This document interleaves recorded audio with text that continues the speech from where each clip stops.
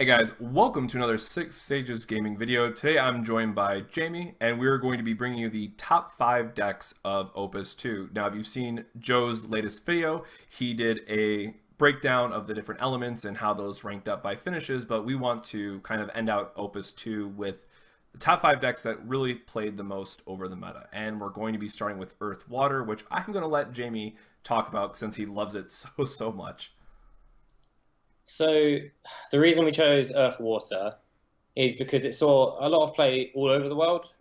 And for a little while, it put up good results. But realistically, after about 2 weeks honeymoon period, it just started losing a lot. But it still deserves a place on this list because it showed up everywhere. It showed up Japan, it showed up UK, Europe. I think it even showed up in America for a little bit. It's a solid deck. It's a defensive, stable deck, and it's quite easy to play. It's probably the easiest deck to play on this list, which is what made it powerful because you could just pick it up and it did what it said on the tin. But realistically, I really don't enjoy playing it or playing against it, and I enjoy crushing noobs with it. Yeah, it's certainly an interesting list, and the thing to note is we did rank these from the worst to best in our opinion, so really this deck is functioning here as kind of a wild card, again, just because it saw the most play globally, if you will, but ultimately it was a little bit lacking, and we've done a few dual series with it, and it just didn't feel all that great. But yeah, I mean, this game is a Brewers game, right?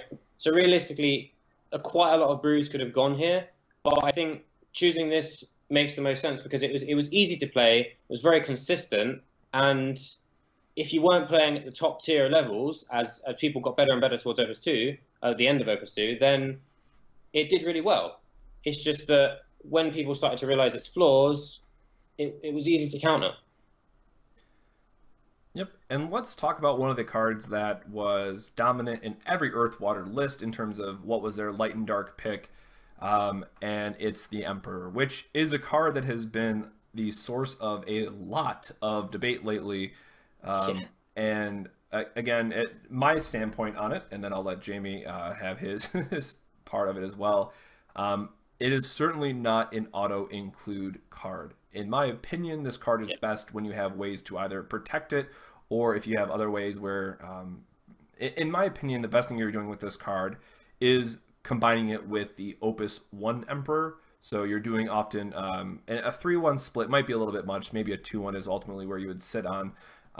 But being able to get that value where you have a 9k body up front and then you're able to tutor up and find this guy and put him right into the field, that's where you're really going to be getting the most out of him. But it's certainly a strong effect. We're not saying that at all, but it is certainly not as much as a auto-include or must-play card as a lot of people are saying. There are a number of ways to get around it.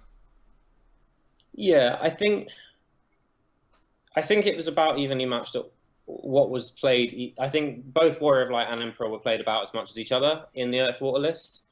I personally found it scarier to play against the Emperor list, but mostly because of the decks that I played. You know, I played Water Wind and Ice Earth. Both of them have a lot of things that rely on abilities. But if you play against Mono Lightning or something, then Emperor doesn't really do much. And I think Earth and Ice lists are the best place for Emperor, because if you're blanking your opponent's abilities, then he wants to flood the field, right? So then that's when Shantoto is really good. Or if your opponent doesn't have a lot of cards in hand, then the only thing it can do is what's on the board. But if you're blanking at that, then it's good. But it's okay. I wouldn't say it's an archetype staple. I'd say the backup configuration for Earth Water is what really makes it. But your choice of light card is what creates that pressure, and I think and Emperor is good pressure. Absolutely. And it's also interesting to note that in the little time that we had here, and it could be just because it was new or because it really is that good, and I'm certainly more on that side of this, but the Final Fantasy IX package that included Steiner, Mog, Ico, and Zidane really have seen a lot more play to the point where every water-based deck was running that engine and playing a minimum of 2 Zidane. So actually in a very short amount of time, we've seen more copies of Zidane being played than all of Emperor and Warrior of Light combined. Now, will that stay Yeah. till Opus 3? We don't know, but Yeah. there's some very interesting light, and if we get the dark card that I think we're going to get, which I am very excited about, I don't think it'll see as much play. But that is for another video in the end. So that is our number 5 is just deck. good in everything. Moving on, we're going to discuss Lightning Ice. And this is a deck that I'm actually quite excited about. If way back when, in November, I think it was, one of the first decks that we had previewed on the channel was a Lightning Ice tempo deck. And this is really just the evolved version of that. There's a lot of value that you're getting out of all these cards. And this is going to be the X-Death list that we're talking about. So again, we're talking about decks. There's a lot of configurations. We've seen both the X-Death deck do well and the more just straight up tempo with Renoa focus. And I love both of these lists. And Jamie, I know this list is a little bit closer to you. So what are your kind of key talking points about it? I think it helps that the guy that won Nationals with it played out of his mind. He played very well. I think that part of the strength of this deck and a lot of the other decks, actually, I think all of them really moving forward, is that there's so much variance there's so much variation you can put in the deck. So you diversify the threats. So you see your opponent play Giornabart and Red Mage turn 1. You still don't know what's going to win them the game. It could be the Squall Laguna package, which just recently did really well at that big master in Japan, or it could be XF Capricious. I think what was scary about the XF deck was that it was really explosive. You didn't know if you could keep a defensive hand or an aggressive hand, because he might open playing 3 backups, or he might open playing XF Fleeting Flash, and then you're facing 3 points of damage turn 2. And that was what it was. Lightning is such a good aggressive element, and Ice just paired very well with it. Capricious is just a solid card, and I think we're going to talk a bit more about that now. Yep. And I'll forward on to that, so I'll just give you that lead in to continue discussing it. And again, with the understanding that certainly with Lightning being played as much as it was, making a lot of the meta of this card is just absolutely insane. Yeah, if Lightning wasn't so popular, I question how popular Capricious would be. He probably still would be the best mannequin, because he's just the best body on a mannequin. But with Lightning being so prevalent and all these target effects and fire being prevalent at the beginning of Opus 2, Capricious is just so solid. He basically says hexproof, or just you can't be targeted. So one of the best strategies versus Lightning at the moment is just turn to Capricious or turn to Kuja. It's really hard for them to deal with. They have to discard their hand if they want to kill it, and I'm okay with that. And that's just why in a light ice focused deck, Capricious is a 9k. It's just hard to deal with. It's a beta. It can defend, and its effect is relevant a lot.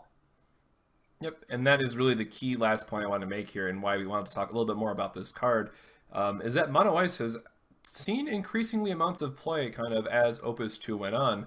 And this is one of those cards that became an automatic staple for that deck. 1, because it's a 9k.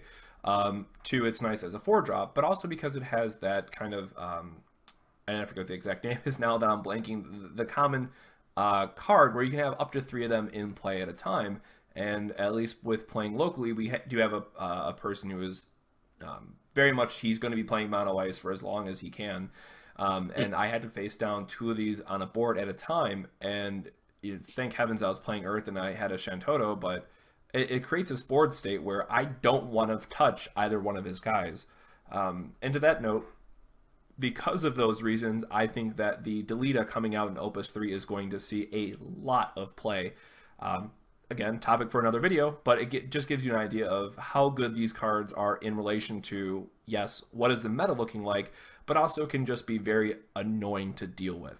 So certainly Capricious Reaper, if we see Lightning continue to be as dominant as it is, which we probably will, just because it's a very straightforward deck to get into, this card will probably continue to see play. So yeah, and I think that leads us on quite nicely to the next deck. And continuing on with Mono Lightning, because that is also the next deck that we're going to be talking about. And I'll save my gushing for Ida when we talk about that in a moment. But this is a deck that I've been very excited for because two things. One, it's just really a straightforward tempo deck. Can be a little bit difficult to sequence your turns correctly, so it does take a little bit of a warm-up to it. But just having things like Alcid, Ida, and then if you want to splash in Gilgamesh, you can get the Divider Break effect. There's just a lot of options in this deck, and it's just been a very solid deck going forward. Personally, I do like the Heroic Lulu backup version a little bit better, but now we've been seeing people tech the Jill backup that says Lulu can't do anything. And then we're also getting the Aerith in the next set that says Lulu also doesn't do anything. So I think we might see a shift back towards this version of it if Mono Lightning is here to stick around for a bit. Yeah, I think Mono Lightning, it has the least variation out of all of these decks in the top 5, in the sense that it's usually quite an aggressive deck. It has lots of ways to kill things. It's going to get tempo out of you in some way, and it's going to win the game that way. There are slightly more controlling versions, which are the Anthem Lulu with Starter Gilgamesh, which is what people started playing in the UK towards the end. And then there's more tempo-based versions. But realistically, it's Mono Lightning. It does its thing. It has a million ways to kill your stuff, and Red Mage just, let's be honest, probably the best play in Opus 2 was Ammon into hasted Ammon. It's probably the best thing you could have done with your mana. Yep. So it's always, huh? I say absolutely, and we have it's in here. So yeah, it just Rams all of the cards in it. They're just all really good on their own. You just play them and they do something straight away, and that was why it's a solid deck. And again, then moving on to Ida, which is actually was one of the first spoiled cards of Opus 2, and something that I just immediately got excited for. In part also because it's a legendary with an EX burst effect, but over time, it provided to be insanely good, especially in this list where it's very easy to get to 4 backups, which this really just becomes Odin on a body, and you might say that it's kind of underwhelming as a 6K, but understanding that we also then had things like Ninja, so we could use it to trade up with an 8K and 8,000 power forward and get even more value out of it. If you have the buff Lulu, it becomes a 7K, which can then trade up to a 9K. If you have Black Mage, obviously you just can destroy someone that took damage. So this card, while yes, being expensive, and of course if you get an EX burst in mid to late game, it's just insane. But this card really did help kind of push the more control side of it, and ultimately was just a wonderful card to be as a 3 of in every Mono Lightning list. Yeah, I mean, the question is, what is better than having 3 Odins in your deck? And the answer is having 6. And it's as simple as that. It was so strong. And when you're getting to this point where you're playing a tempo game, which Lightning forces you to start attacking them, otherwise they're going to outsid you. If you hit an Odin effect into the break zone, you're probably going to lose. So it's just so strong. It's incredible. And then the death effect as well. It's another Odin. It's another kill spell. And even if you can't get that off, even if Adia dies, then they just get to play another one. So it's just amazing. It's a body that kills something. Yeah, absolutely. My favorite things were being able to play it, have something die. They tried to trade with it, use a ninja, what have you, to ping it away, and then just playing another Ida, and they're like, "Well, I've lost the game at this point. Well done." So this card can certainly get its mileage. And I think it's a great card because it truly does go in a mono deck, right? Like Zande, when we first saw it, we're like, "Oh, that has to go in mono fire," but then it doesn't. But this, it fits pretty much only in a mono deck. And I like that about it. I like that it's quite flavorful. It's a mono color. So it feels really nice to play. It feels really nice to have 3 foils of. Absolutely. And kind of as a last note here for the cheeky plays that we've seen out of Japan, there was actually a Mono Lightning Splash Earth deck for Shantoto because Shantoto counts as a Lightning backup once it's in play. So it counted towards Ida. I'm like, well, that's really cute. So probably not practical, but it did end up winning like a 12-man or 14-man event. So I'm like, all right, I can at least appreciate where the deck building aspect was involved there and what they brewed up with. That's actually a list that I had in my gauntlet for Nationals, funnily enough.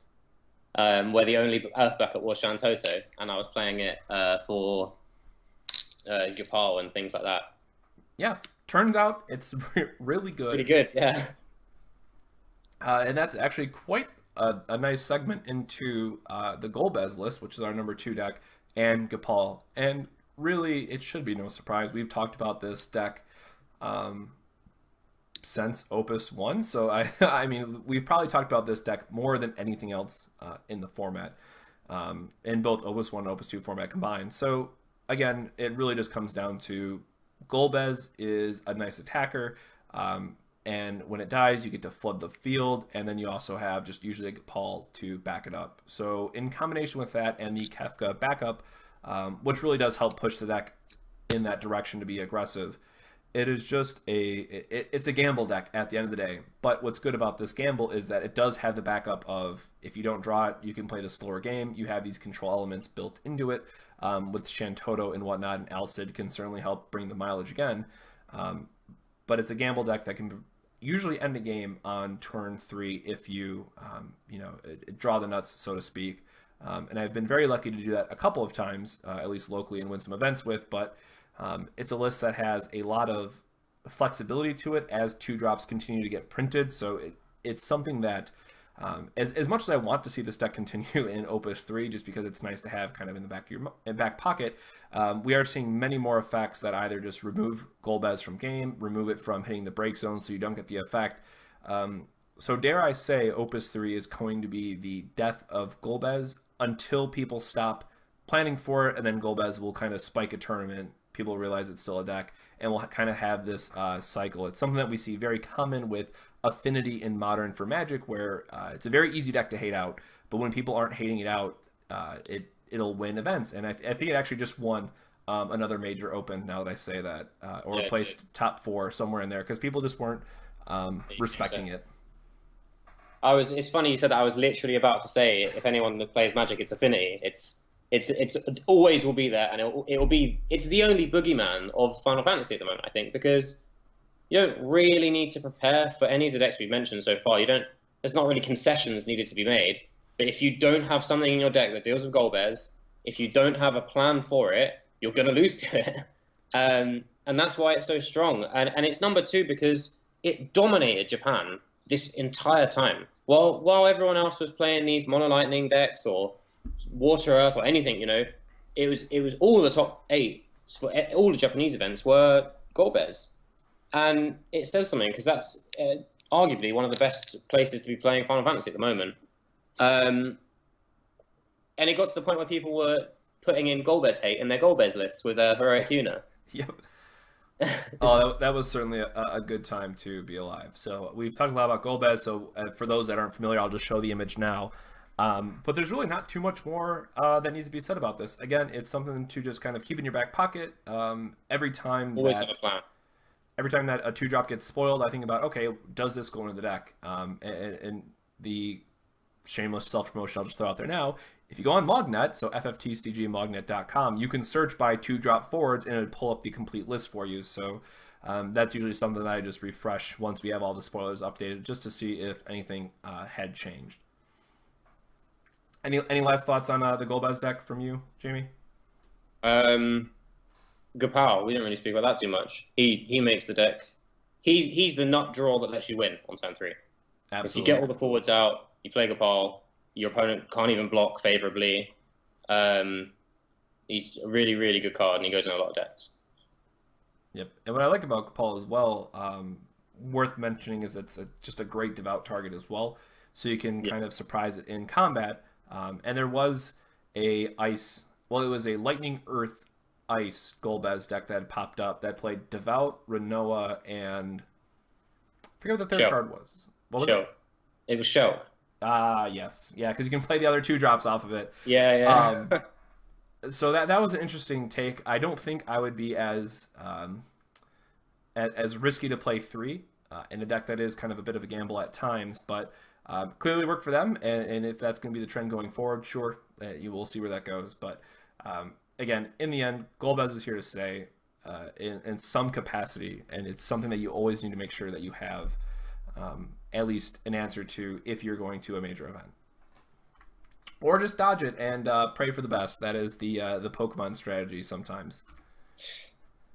And then lastly, we have Wind Water, which this is the list from the Japan Championship that they just had, which was 110 players or 111 players, somewhere around there. And it just dominated. I mean, it took 6 of the 12, I believe it was, or 7 of the 12 top 12 list. That's who made it the top 2. Yeah, it's just Jamie is kind of now the resident expert on Wind Water, so I'll let him talk about it. But there's just so much value that this deck can pump out. Yeah, Wind Water is very dear to my heart, and it was really good in Opus 1 as well. At least in my locals, that was the deck that everyone played. It's the Unariku Pain package.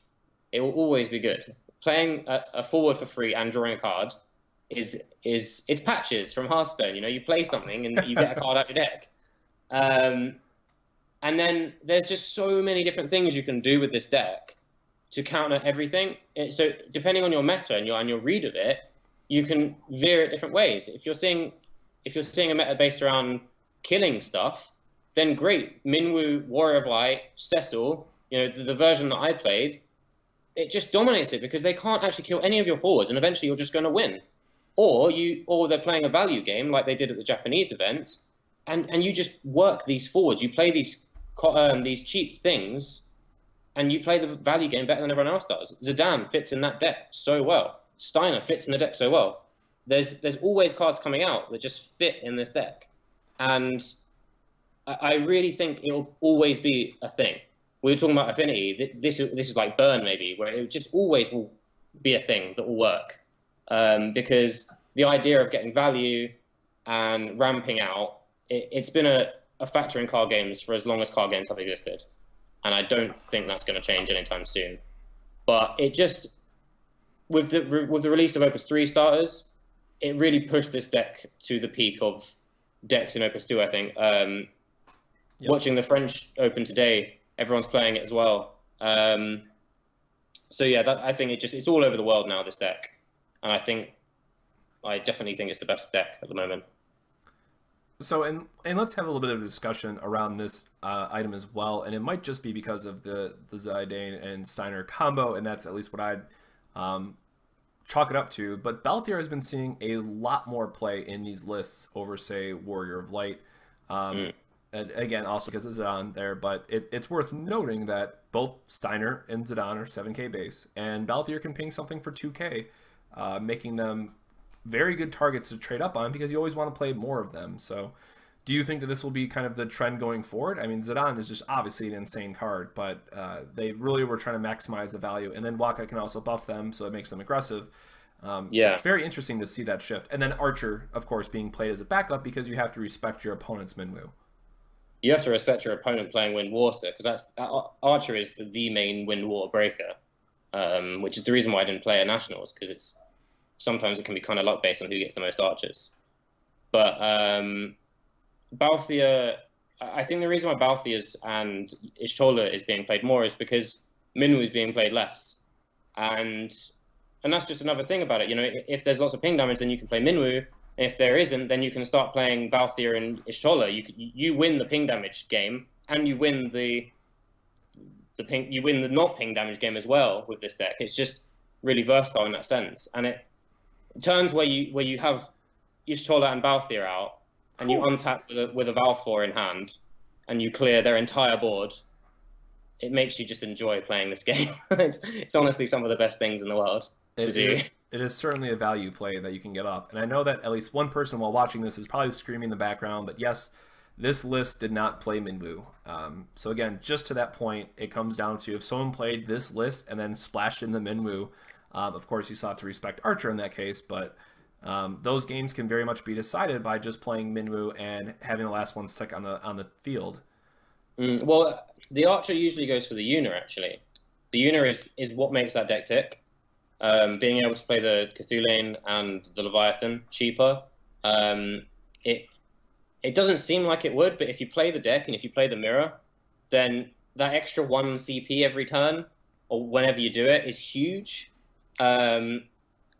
So yeah, it's just all the cards in there are really good, and all the backups work very well. You always kind of get the same 5 or 6 backups, so it's very consistent and it's very powerful in that sense. So if you had to choose, if you had Balthier and Ishtola and Minwu and Yuna on the reverse Then you give side, it a mid, yeah. so But again, it speaks to the flexibility to that point. So, exactly, yeah. and again, maybe I was just too focused on the ping side of it too. But yeah, talking about Yuna, if you don't have your foil versions of that card, just get them now.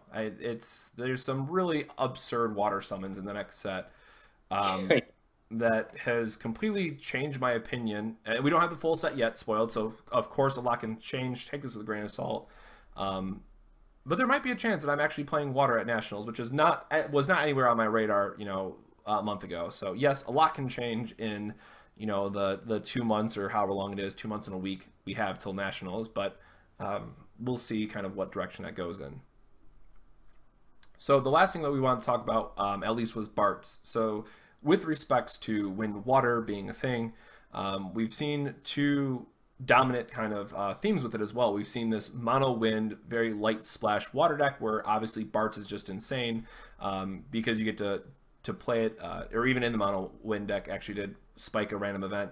But playing for free or nearly free a 9k body, 10k of course if you have Maria as well, is just absurd for a power play. Again, obviously it's going to be matching up quite well against whatever your opponent's going to be playing. If you have an EX burst off of this, maybe it gives you the chance to mill an extra card, have a block or what have you. But all in all, it was just a very versatile card that, if I'm not mistaken, was a 3 of in every single wind water list that we had seen. It was a 2 of in mine, actually. Ooh, you rebel maker, you. Yeah, I didn't know how good it was then.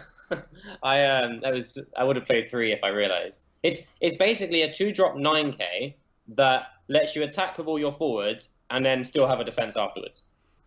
That's also an EX burst. That's basically what it. No, it's a 2-drop 10k because of Maria, right? Right. Yeah. So it's insane. It's got to be one of the best cards in the game because. Yeah, you were saying how it ramps you. Yeah, it's almost free, but it also untaps your forwards. Right. It's just, it's crazy, that card. And I definitely am not happy that I played 2. And I haven't had a chance to play a lot of the Wind Water Brews because I have to unfortunately switch decks every week.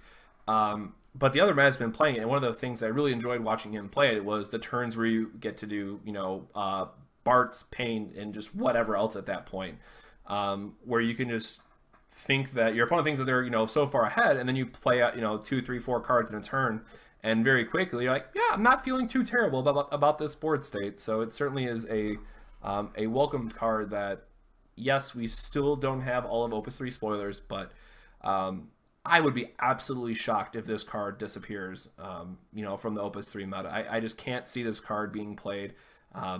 Sure, in some crazy world, it might be a 2 of instead of a 3 of, but I definitely think this is another one of those cards that is going to be here to stay for quite some time, as long as Wind Water is dominating. Yeah, and it doesn't look like it's going to change anytime in Opus 3, from what I've seen. Nope. No, we really need to get some. Man, the Wind and Water spoilers are just off the wall and scary. Yeah. So it's going to be interesting to see where that ends up.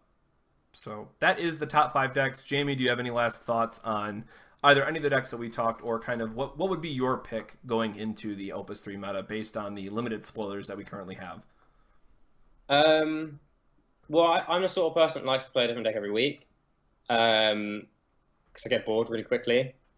But the thing I'm looking at is what are the Type 0 cards coming out, because the Type 0 cards we have are really strong, but they need more Type 0 cards that are also strong before it gets good. But it's a very delicate line. Either there's going to be enough spoiled that make the deck insane, or not enough that make the deck not playable. It's either I don't think it's going to be just okay. It's either going to be broken or bad. So that's the first place I'm going to be looking, I think. Absolutely. And based on the spoiler today, I've been playing the Fire Water Brew quite a bit. And actually, I'm going to be stealing your list, by the way, so thanks for that again. With the Knights and Tifa package as well. But now giving us another 5-drop that can tutor up something for value out of your deck is going to be an 8k, base, and then if you have Belias or what have you, But it lets you tutor up Sildra, I believe is the name of the card. It's the Super Leviathan, you know, quote unquote, as people are calling it. But you can play unit in that deck and make it a 5-cost summon that bounces 2 of your opponent's forwards back to their hand, which Firewater is a deck that plays with, you know, flooding the board and getting these guys in, and if you're bouncing their 2 best blockers, you're probably going to be winning that turn. So might only end up being a 1 of or 2 of if you don't want to risk the chance to hit it off damage. But being able to tutor that summon up on a card that's going to be a 3 of, it just seems like pretty solid value. Yeah, I hadn't seen that spoiler yet. So ooh, it's up. Make sure you check it out. We don't have there is it also has the effect of if you control another X card, it gains plus 1,000 power, but we haven't seen that card yet. So yeah. If that's also good, then whew, it's gonna be. I might be playing Firewater. It's gonna be solid. So check out Mognet for the spoilers. Then is that what we're saying? Hey. Yeah. All right, so very special thanks to Jamie for joining us on this video. I hope you guys enjoyed this, you know, kind of this end of Opus 2 meta report / top 5 decks / whatever we're going to call it. Again, make sure to check out Joe's video as well. I'll be dropping a link for that in the description. And really let us know what your kind of top picks are for Opus 3. You know, obviously that there's lots of spoilers to go, but I think there's enough spoiled where we have a very solid idea of where some decks are going to be either changed or where some new decks are going to be popping up, and that is very, very exciting. So if you haven't already, guys, make sure to subscribe to the channel, drop us a like, again, comment down below what type of decks you're looking forward to, and let us know what other type of videos you want to see in the future. Obviously, this is kind of a breakaway from the norm, but we're always happy to mix things up from time to time. So for both Jamie and myself, we will catch you on the next 6 Sages Gaming video. Have a good one. This video made possible by the patron support of viewers such as yourself. Thank you to our honorary sages.